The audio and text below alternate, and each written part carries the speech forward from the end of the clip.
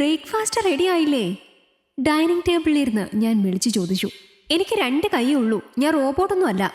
എടി, എനിക്ക് ഓഫീസിൽ പോകാൻ സമയമായി. അവളുടെ ക്ലീശേ മറുപടി മൈൻഡ് ചെയ്യാതെ ഞാൻ വീണ്ടും പറഞ്ഞു.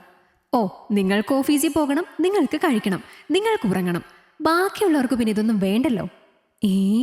ഇവളെന്താ വെറുതെ ഒരു ഭാര്യയിലെ ഗോപികയുടെ ഡയലോഗ് പറയുന്നത്? ഇവൾക്കിത് എന്ത് പറ്റി? ഇനി എന്തെങ്കിലും ചോദിച്ചാൽ ചിലപ്പോൾ ബാക്കി കൂടെ കേൾക്കേണ്ടി വരും. വേണ്ട, ക്ഷമയോടെ കാത്തിരിക്കാം. അമ്മേ, എൻ്റെ ടൈ എവിടെ? ടേബിളിൽ താളം പിടിച്ചുകൊണ്ട് ഞാനിരിക്കുമ്പോൾ മുറിയിൽ നിന്ന് മകളുടെ ചോദ്യം. അത് ഞാൻ രാവിലെ വിശന്നപ്പോൾ പൊരിച്ചു തിന്നു. നീനി ടൈ കെട്ടാതെ പോയാൽ മതി. ഷെടാ, ഇവള് രാവിലെ തന്നെ കലിപ്പിലാണല്ലോ.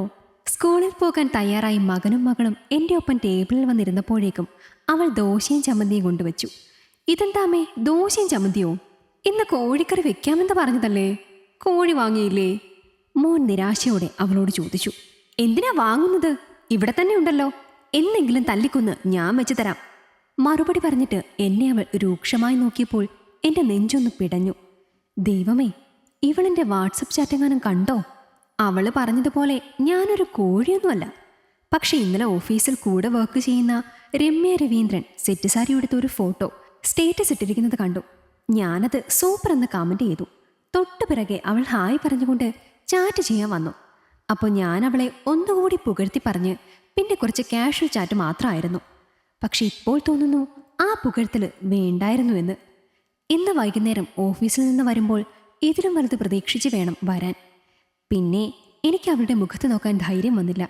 വേഗം കഴിച്ചെഴുന്നേറ്റ് യാത്ര പോലും പറയാതെ ഞാൻ ഓഫീസിലേക്ക് പോയി. വൈകുന്നേരം അവളുടെ അരിശം ഒന്ന് കുറയ്ക്കാൻ വേണ്ടി ഞാനൊരു അൽഫാം മന്തി ഫുള്ള് വാങ്ങിച്ചുകൊണ്ടാണ് വീട്ടിലേക്ക് ചെന്നത്. ചെല്ലുമ്പോൾ അവൾ കട്ടിലിൽ ചരിഞ്ഞു കിടക്കുകയാണ്. ദേ, നീ ഇന്ന് അത്താഴത്തിന് വേണ്ടി അടുക്കളയിൽ കയറി കഷ്ടപ്പെടേണ്ട, ഞാൻ നല്ല അൽഫാം മന്തി വാങ്ങിക്കൊണ്ട് വന്നിട്ടുണ്ട്. അവളുടെ പ്രതികരണം എന്തു തന്നെയായാലും അത് നേരിടാൻ തയ്യാറായിട്ടാണ് ഞാൻ നിന്നത്. ആ, നിങ്ങൾ വന്നോ? കഴിക്കാൻ വാങ്ങിയത് നന്നായി. ഉച്ച കഴിഞ്ഞപ്പോൾ എനിക്ക് പീരീഡ്സായി, അതുകൊണ്ട് ഞാൻ ആകെ ടയേർഡായിരുന്നു. നിങ്ങൾ ഫ്രഷ് ആകുമ്പോഴേക്കും ഞാൻ ചായ എടുത്തിട്ട് വരാം. അവളുടെ മറുപടി കേട്ട് എനിക്ക് സമാധാനമായി. അല്ല, വയ്യെങ്കിൽ നീ കിടന്നോ, ചായ ഞാനിട്ട് കുടിച്ചോളാം. ഇല്ല, ഇപ്പോൾ കുഴപ്പമില്ല. പിന്നെ സോറി കേട്ടോ, രാവിലെ ഞാൻ നിങ്ങളോട് കുറേ ചൂടായി. അപ്പോൾ ഒരു കാരണവുമില്ലാതെയാണോ നീ എന്നോട് ചൂടായി സംസാരിച്ചത്? അത് പിന്നെ എനിക്ക് മൂഡ് സ്വിങ്സ് ആയിരുന്നു. അതെന്തോന്ന്? അത് പിന്നെ ഞങ്ങൾ പെണ്ണുങ്ങൾക്ക് ചില സമയത്തുണ്ടാകുന്ന ഒരു മാനസിക സംഘർഷമാണത്. ആ സമയത്ത് ഭയങ്കര ദേഷ്യമായിരിക്കും, എല്ലാവരോടും അകാരണമായി ദേഷ്യപ്പെടും.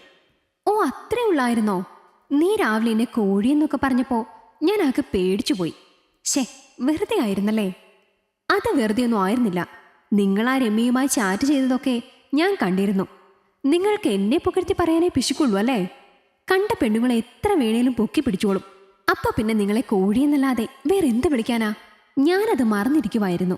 ചായ വേണമെങ്കിൽ തനിയായിട്ട് കുടിക്കേ. അതും പറഞ്ഞവൾ വീണ്ടും കട്ടിലിൽ കയറി കിടന്നു. വേലിയിൽ കിടന്ന പാമ്പിനെ എടുത്ത് വേണ്ടാത്തിടത്ത് വെച്ചതുപോലെയായി എൻ്റെ അവസ്ഥ. ഈ കഥ നിങ്ങൾക്കിഷ്ടമായെങ്കിൽ ലൈക്ക് ചെയ്യൂ. നിങ്ങളുടെ അഭിപ്രായങ്ങൾ കമൻ്റായി രേഖപ്പെടുത്തൂ. കൂടുതൽ കഥകൾ കേൾക്കാൻ ഈ ചാനൽ സബ്സ്ക്രൈബ് ചെയ്യൂ.